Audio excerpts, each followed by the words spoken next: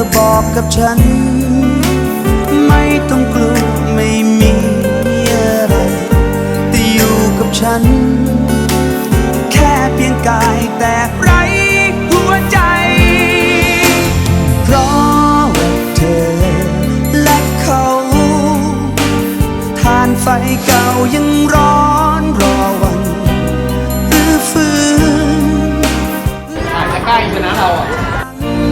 ต้องทนต้องฝืนอย่างฉันคนนี้เธอต้องบอกวิธีให้ทำใจ